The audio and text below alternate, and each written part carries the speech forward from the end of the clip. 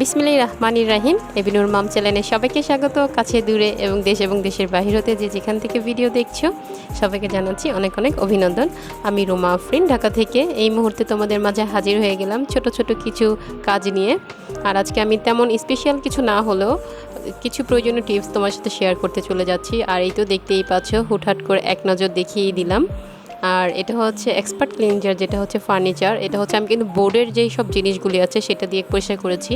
অনেকে আমরা কাঠের ফার্নিচারগুলি করি, কিন্তু বোর্ডেরটা কখনো কেউ করেছি কিনা আমি জানি না বা জানা নেই আমার। হয়তো বা অনেকে অনেকভাবে অ্যাপ্লাই করে থাকে, বাট দেখো আমি এটা আমার শুরু একটা, তারপরে হচ্ছে আমার ওয়াশরুমের দুইটাই, তারপরে এটা আমার হচ্ছে ছোট্ট টি টেবিল, বুক শেলফের। সো আমি এই কয়েকটা জিনিস এই ক্লিনজারটা দিয়ে ক্লিন করে নিয়েছি। আমি সবসময় হোমমেড জিনিসটা ট্রাই করি, ঘরোয়াভাবে যেটা করলে বেটার হয়, হাতের ক্ষতি ছাড়া আর প্রত্যেকটা ফার্নিচারের ক্ষতি ছাড়া যেসব জিনিসগুলো ইউজ করা যায়।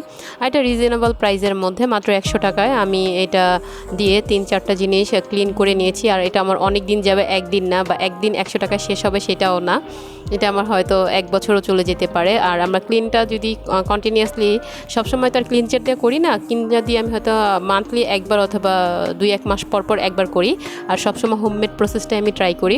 আর প্রত্যেকটা ফার্নিচার খুব কষ্টের আর অনেক মানে যত্নে কেনা, যার কারণে যত্নে রাখার চেষ্টাই করি। কারণ একটা কথা আমি সবসময় বলে থাকি, কষ্ট করলে কেষ্ট যেমন মিলে, যেটাকে যত্ন করলে রত্ন মিলে, সে একই কথা, সেম টু সেম।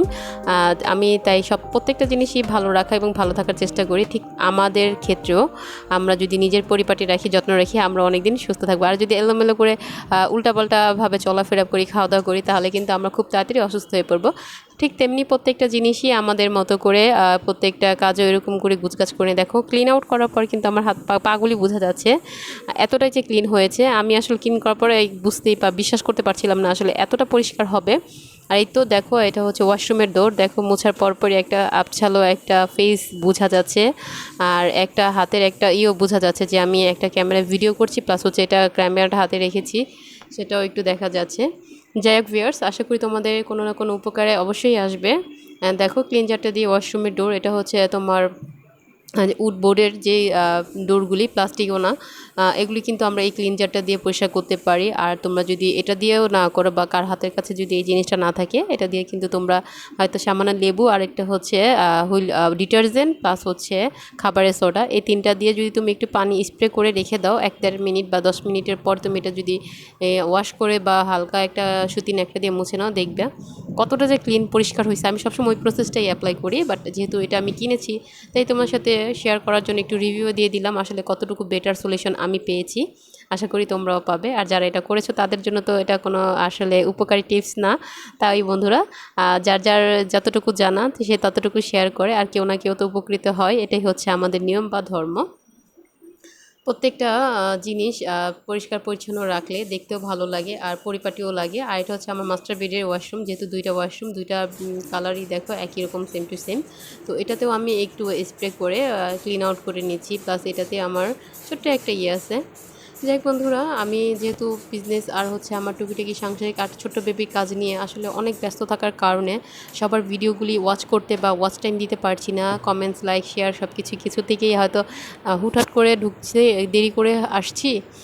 আসলে অনেকে হয়তো ভাববে আপি কোথায় গেল, বা আপুর কোনো খোঁজ খবর নাই, দেখতেছি না। সবাই আমার ভিডিও আসছে, দেখতেছে, হাই হ্যালো করতেছে, বাট আমি কারোটাই করতে পারতেছি না। তাই একটা ডিসিশন নিয়েছি যে আমি হচ্ছে কন্টিনিউয়াসলি ভিডিও না দিলে একদিন পর পর দিব, কারণ আমি আসলে সব কিছু পেরে নিয়ে কভার করে দেখতে গেলে আমার আসলে অনেক লেট হয়ে যায়। একা হাতে সব কিছু হ্যান্ডেলিং করা খুব কষ্টকর, আর আমি মিস করতে চাই না। কারণ আমি জানি না প্রত্যেকটা দিন একটা সময় আসে যখন আমার এই সময় ভিডিওটা আমি এডিট করছি বা এডিট করতে হবে, আমাকে ভিডিও ছাড়তে হবে, সবাইকে জানাতে হবে আমি আসছি, বা সবাই কী করলো সবার ভিডিওগুলি ওয়াচ করতে আসলে খুব মজা লাগে। একটা নেশা হয়ে গেছে, যে এমন একটা মানে কী বলবো, অ্যাডাক্ট হয়ে গেছি আমি এখানে, যে তোমাদের ভিডিও না দেখলে, তোমাদের কথা না শুনলে ভালোই লাগে না। আর কিছু আপি কমেন্টস করে, ভাইয়া কমেন্টস করে, আলহামদুলিল্লাহ আমি ভালো আছি, আর আমার কাজ দেখে অনেকেই হয়েছেও। আর একটা আপি অবশ্যই বলছে যে আমাকে বিপা মেবি ও বলতেছিল যে আমি যে গত ভিডিওতে ইটা বানিয়েছিলাম সেটা অবশ্যই ব্যবহার করে ইটা দেখাতে বলছে। ইনশাল্লাহ আপি আমি তোমার সাথে হয়তো নেক্সট ভিডিওতে শেয়ার করে দিব। আর এটা খুব কার্যকরী, আমি ফার্স্টেও বলেছি আমি যেটা অ্যাপ্লাই করে উপকৃত হই সেটাই তোমাদের সাথে শেয়ার করি। অযথা একটা হুটহাট করে নিয়ে আসলাম সেটা কিন্তু শেয়ার করব না, কারণ তোমরা আমরা দেখার পরে কিন্তু বুঝতে পারি ওই জিনিসটা আসলে কি সত্যি না ফ্যাক। যাই হোক, এই পর্যন্ত যে যেখান থেকে আমার ভিডিও দেখছো, আমার সাথে আছো, লাইক দিতে অলরেডি ভুলেই গেছো, অবশ্যই আমার চ্যানেলটাকে লাইক দিয়ে একটা ছোট্ট কমেন্টস করে দিও আমার কাজের ধরনটা তোমাদের কাছে কেমন লেগেছে। তোমাদের এই ছোট্ট কথাগুলি কিন্তু আমার কাজ করার আগ্রহটাকে আরও অনেক বেশি বাড়িয়ে দেয়। আমার সকল লাভিয়ার ভিউয়ার্সকে ভালো রাখুক আর ভালো থাকুক, এই দোয়া এবং এই শুকরিয়া আদায় করে আল্লাহর কাছে আমি আমার এই মিনি ব্লগের জার্নিটা প্রায় শেষ দিকেই চলে এসেছি। আর প্রত্যেকটা ব্লগার আপিদের ভাইয়াদের তাদের চূড়ান্ত লক্ষ্যে পৌঁছে দেখ, আর কিছু না। সবাই সুস্থ ভালো থাকুক। আর এই তো দেখো আমি আমার এইটার পাশাপাশি কিন্তু আমার এই যে বোর্ডের যেই কথা বলেছিলাম সেটাও কিন্তু ক্লিন আউট করেছি। এটা নিচে একটু ডোয়ারটা ডাস্ট করতে ভুলে গিয়েছিলাম, বাট তারপর এটা দিয়ে আমি একবার ক্লিন করে মুছে নিয়েছি। মুছার পর এটা যে আরও বেশি পরিষ্কার হয়েছে, দেখো এটা কিন্তু পুরো কার্ডবোর্ডের মতোই লাগছে, বোঝার কোনো ওয়ে নেই যে এটা আসলে কোনো পার্টেক্স বোর্ড তৈরি। ফাইনাল লুকটা দেখে অসম্ভব সুন্দর লাগছে।